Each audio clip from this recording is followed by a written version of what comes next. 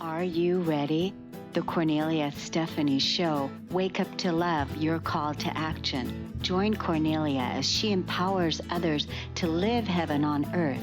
Kornelia teaches listeners how to be the authority over yourself, embracing your inner guru. Feel yourself uplifted into limitless expansion, integrating ease and grace in a changing world. This show will cover topics such as unconditional love, your physical body, how to be in extraordinary relationships, create financial and emotional wealth, embracing entrepreneurship in the new earth.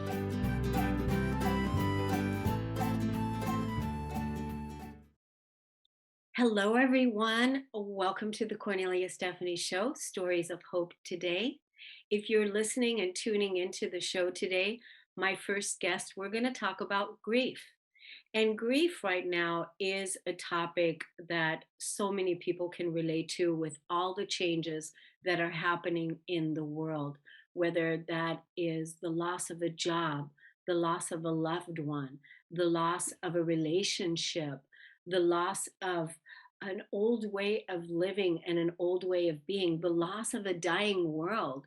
So many of us are finding ourselves without the directions moving forward, people leaving our lives, and a lot of times that can be very challenging to deal with if we don't know how to process our grief. So I'm going to introduce us to our first guest today on Stories of Hope, advanced grief recovery specialist Dr. Victoria Wilson Crane, supports adults grieving losses. Educational innovator and leader, Victoria used her academic writing skills and love of words as therapy as she faced the sudden, unexpected death of her niece in 2020. Her award winning memoir and self help book, 16 Days, published in January of 2022, provides advice for those supporting others in shock, grief, following sudden death. It helps people feel more comfortable to know what to say and do when someone dies. Welcome to the show today, Victoria. Dr. Victoria, it's nice to have you. Thank you. Thank you for having me here today.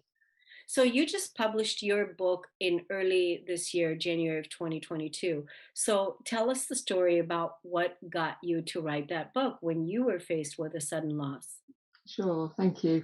Yeah, my niece, as you mentioned, died suddenly in January 2020. Normal, healthy 22-year-old, had what we thought then as normal kind of viral symptoms. It wasn't COVID, it was kind of pre-COVID. And it turned out she had an infection called encephalitis, which is when your body reacts in kind of overdrive to a virus. And it infected her brain, and there was nothing that could be done for her really. And she died within just a couple of days of being quite unwell. So a real enormous shock to me and my family. We thought people just get over these sorts of things and people recover, and that wasn't the case. Oh my God, that must have been so frightening. So January of 2020, COVID didn't really get announced until March of That's right. 2020, right? So that Yeah, must have been really frightening at that time. it was, and it was sort of in the news. There was some sort of indication of something was happening in different parts of the world, Yeah. and that was going on. But it wasn't that in the end, ultimately, that she died from. But actually, what that led me to was I was trying my best to find my own way through that as her auntie, but also trying to support family members who, with my perception, were even closer to her than I was, and I was very close to her. But she had two sets of parents and two brothers, grandparents. It was difficult to try and find where my space was in that. So where I found a little bit of solace was writing about it. And it mainly came from so many people said to us, I don't know what to say. And I also wouldn't know what to say in that kind of situation. So what I tried to do with my writing was think about the The stories that happen, it's called 16 days because that was the number of days between her death and the funeral. And some interesting things happened, some funny things happened, some sad things happened. And I've just tried to record those and then note down anything that may be useful to other people who are supporting people who are grieving. Because there are some very simple, practical things that I think anybody can do that can just make you feel a bit confident that I'm doing the right thing. Because many people might be thinking, I don't know what to do, I don't know what to say for the best. And as a result, some people retreat and do nothing. So I just want to make sure people feel a little bit more confident to do things. Right. And so you're offering the modality of writing, of using words, of putting words behind how you might be feeling as the person that is in the loss or even observing the loss of people that you care about. And maybe it's not your immediate family, but if you're affected by it and it's affecting you personally, you're saying that to begin with using the modality of writing and words. So can you share with us, like, what some of your writing was about? Like, can you give us an example of what that would sound like? Absolutely. So it's definitely not a diary. It doesn't go day by day, but it's just some of the thoughts from the experiences that happened to us. So one funny thing, people brought lots of food, which was so helpful and so supportive. And rather than people saying to us, "Let us know if you need anything," they said, "I'm going to show up with a lasagna, or I'm going to show up with a cottage pie, or I'm going to show up with some food that you can put in the oven." And that was so simple and so helpful, because I think sometimes the temptation is, oh well, I'll wait for the grieving person to tell me what they need, but actually what you need is for the person not to be dead and the person to come back. So you can't really think about some of those practical things that you need, and you do need to eat. So one of my chapters is around, is she eating, which is a question that was asked of me by a number of family members of my sister, my niece's mum. And I said, oh yeah, she's eating. Of course she's eating. She's just about to have a second helping of a shepherd's pie, actually, that somebody left for us. Um, but that was so helpful and so supportive. And I think the kind of extrapolation of that is, anticipate what the person might need and do it. So that might be practical of, does the dog need walking? Does the garden need mowing? Do they need some help with incoming mail, or appointments need to be rearranged? Any practical help like that, over and above the emotional support that everyone wants to show in terms of hand holding and passing a tissue and all those kinds of things, can be so helpful during those times. So what you're saying is that rather than retreating and not saying anything because you don't want to intrude, or you don't want to feel like you're you know uncomfortable in the situation. And so what you're saying is that you can use uh, your those practical gifts of, I can run an errand for you, or I'm going to bring the lasagna or the pie. By that is one way that you can show that you care, and that is saying something. Definitely, yeah, Right. definitely. And even to offer, I'm going to the supermarket and I can get this or this, is much easier question than, would you like anything? Because the anything I want you can't provide. The anything I want is this not to be happening to me. So I think grieving people, often don't have the headspace to make lots of decisions, and actually they're in a whole train of making lots of decisions about very serious things that they never expected to be doing, particularly if the death is sudden and affecting somebody so young as it was for us. So anything you can do to simplify that, I think, is often well received. There's no hard and fast rules, but I think some of these things are quite universally understood as being quite helpful. Yeah, and I think that's really an important, offering to give to someone, that knowing that they need that practical support and that practical help. Now, you've written your book. Do you want to share with the audience where they can access your book, because you published it in January of 2022, this year, right? I did, yeah, thank So you. where is your book? How can they get a hold of it? Sure, it's available on Amazon in the usual places, so you'll find it there. I do supply books and I'm happy to ship them worldwide, and I have shipped worldwide. And I actually quite like that. My niece loved travel.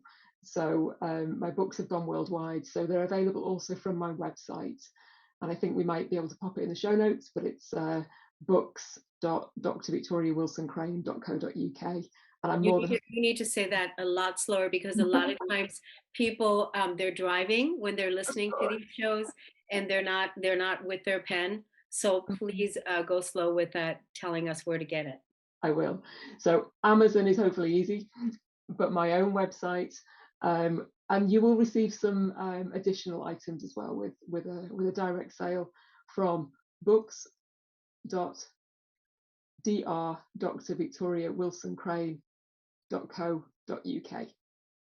Good, good. That was good. And then now, are you on social media as well on Facebook or? I am indeed. Yeah, you can find me LinkedIn. I have quite a presence on LinkedIn. I've also got a presence on Twitter and Facebook, my own page, but also there's a page for 16 days. So it'll be quite easy to find those with an easy search. Good. And so when you see this show on social media next week, be sure to also put your links I will. below, Dr. Victoria, so that we can, make it easier for people to find you. I want to thank you so much for coming on the show today. I'm sending you so many blessings, and thank you so much for educating and giving us these beautiful tools so that other people can have it easier when they're dealing with grief and loss. Thank you, Dr. Victoria Wilson Crane, for coming on the show today. We're Thank going you to for take a having me. break and we'll be right back.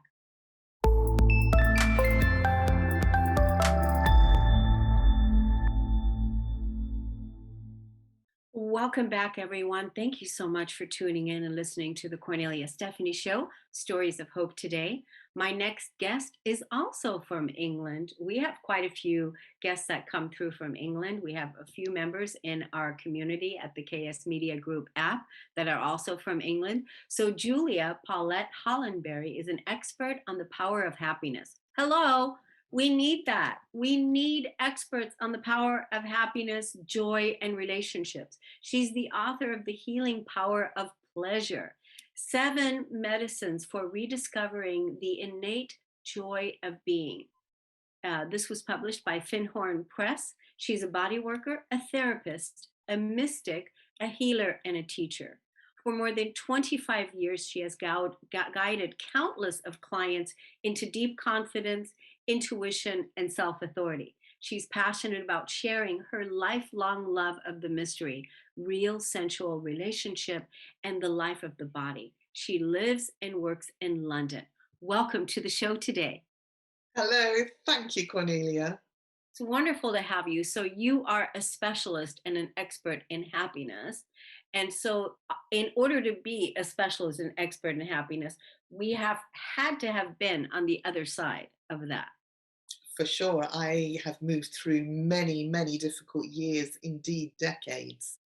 Decades. So I really want to hit those decades. I really want to talk about the traumas and the sadness and the transcendence of the pain from the past. What do you want to take us there, and then how did you get here? So, as a child, I felt very lost. And at the same time, I was very connected out in the garden to kind of the big everything. But at home and in schools, I felt really confused, lost, small. It felt to me like everybody was talking up here and it didn't make any kind of sense.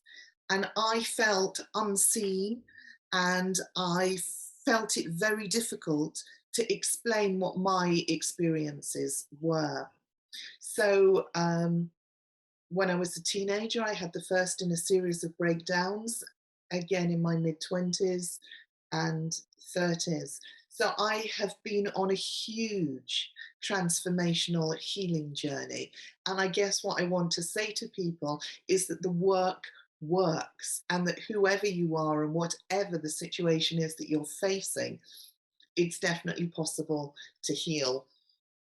and thrive from it. Right. So you're saying that you were, many people can relate to this of not being seen, not feeling like they fit in, not feeling like they belong, and dealing with past pain or pain and not really knowing what to do with it, and those breakdowns that you went through in your childhood, then in your teens, and then again at every stage, were all wake up calls to guide you deeper into your own inner healing. Right.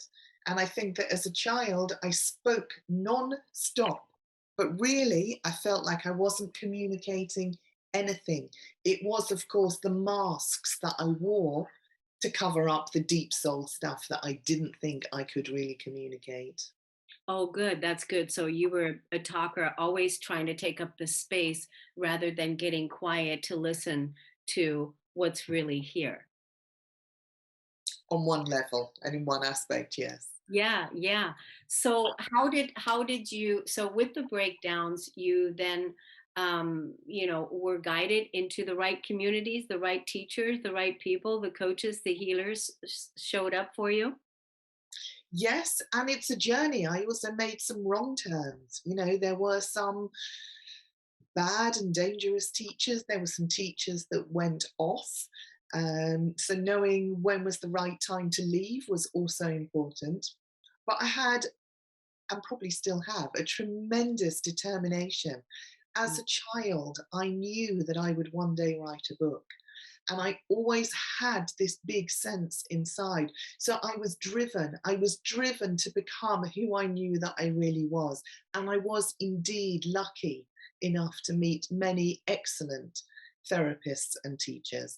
And I'm very grateful, of course, incredibly grateful. I feel really blessed that I've been able to make this journey. And I'm now in a very different place, of course. Yeah, so now you are living in happiness. I'm sure you have days of sadness or stress like anyone else, but happiness is a presence in your life that you have access to, which is really rewarding, right? After that life's path that you were talking about. And so you wrote a book. Tell us about your book. I'll show you the book. Show us the Uh, book. Hold it up for a while. Hold it up for a while. Front cover first. Healing. I can't.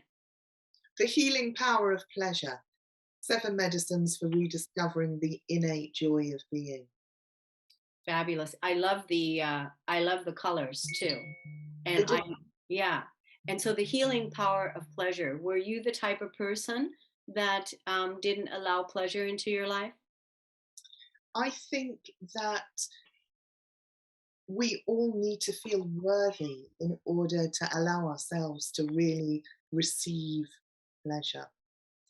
And in my case, I'm very kinesthetic, so I was always connected to the body. Mm. And at the same time, there was so much self criticism that it was really hard for me in certain aspects to allow myself to enjoy even food, you know, in the old days. And now, yes, I do feel blessed to live in happiness. And of course, there's sadness and frustration and anger and upset from time to time, but they last more like minutes than days. And when it arises, I know to inquire into it and to ask what's going on. So, in that way, the upset shifts and changes and becomes a resource again for generating more good stuff. So, what can people expect when they read your book? How can your book help them to embrace pleasure? Because I know that even a lot of people that have religious programming from the past, pleasure isn't something that they are, encouraged to practice. So, what can people expect during the time when they read your book, The Healing Power of Pleasure? Thank you. So, the book, um, I talk about the universe of deliciousness, which is this sensitive, sensual, spiritual realm known by mystics throughout the centuries. And the book takes people on a journey from mess, personal, collective, global mess, into magic, into the universe of deliciousness. And there are 7 practical paradigm shifting medicines, which are slow body depth, relationship, pleasure, power, and potency. And I love them. Just saying the words always puts a smile on my face. Like, they definitely contain energy, and they're sequential, one follows the other. And so there's a lot of inspiration, if you like, and philosophy, and chucking some ideas around. And there is a feast, a wealth of practical exercises. So there's over 50 practical exercises in the book. Each of the 7 medicines has 7. I think 1 or 2 of the chapters might have slightly more than that. So there's a way to understand and implement these medicines into daily life. Right. And that is the way, that you can become embodied in your receiving, right? Because we have to be willing to receive. When you spoke those words, I just wanted to bring my hands up and say, yes, I am ready to receive, because we have to be willing to receive the pleasure, to receive the words that you were speaking that put a smile on our face. Exactly. And we are taught the wrong messages. We're taught that we need to get pleasure from the outside, from a person out there, or an object, or a device, or a piece of entertainment out there will bring us pleasure. But the truth is that we need to open to receiving pleasure, to being pleasure, because the source of our pleasurableness, of our happiness, is absolutely here in our bodies. And our body really likes to feel pleasure. So rather than feeling guilt and feeling guilty about things, making the choice to use and feel pleasure instead will calm your nervous system, will make you healthier. It'll do so many things. Let's tell the audience where we can get that beautiful book of yours so that they can start implementing and practicing pleasure principles into their daily lives. Thank you. It's available in many places. It's on Amazon, of course. It's in Barnes and Noble, Inner Traditions. Here in Britain, it's in Waterstones, online. It's in all the online shops and in a number of independent bookshops too. Good. But anywhere you can buy books online, you'll find it. Yeah, put it back up again and say the name of the book while you're holding it up. Thank you. It's called The Healing Power of Pleasure. 7 medicines for rediscovering the innate joy of being. And I feel that you've understood very much the message of it. Oh yeah, I did. Definitely. Definitely. I'm glad that you wrote the book. It's a fabulous book. Definitely will be checking it out. Thank you so much for coming on. Let's tell the audience where they can find you on social media and connect with you there. And just to say, the book is being very well received. My website is theuniverseofdeliciousness.com, and I'm on all the social media. I'm on Facebook and Instagram and Twitter and LinkedIn, and I'm Julia Paulette Hollenbery, and I'd love to hear from people, absolutely. Wonderful. Well, thank you so much for coming on the show today to inspire pleasure into our bodies and into our life. It was wonderful to have you here. For those of you that are listening to the Kornelia Stephanie Show, thank you so much for tuning in and listening. We'll see you again next time. Stay tuned for Rosita Perez, and after that, the Diane McClay Show. It's always an honor and a pleasure to be with you. Many thousands of blessings to you. Take good care. Bye-bye, everyone. Great to meet you, Kornelia. Thank you. You've been listening to the Kornelia Stephanie Show, Wake Up to Love, your call to action. Tune in each week on Transformation Talk Radio. Kornelia's joy is to engage others in practical ways, showing us how to live in the new earth in harmony with our true nature. For more information on Kornelia and her extraordinary work, or to listen to past shows, go to her website at korneliastephanie.com.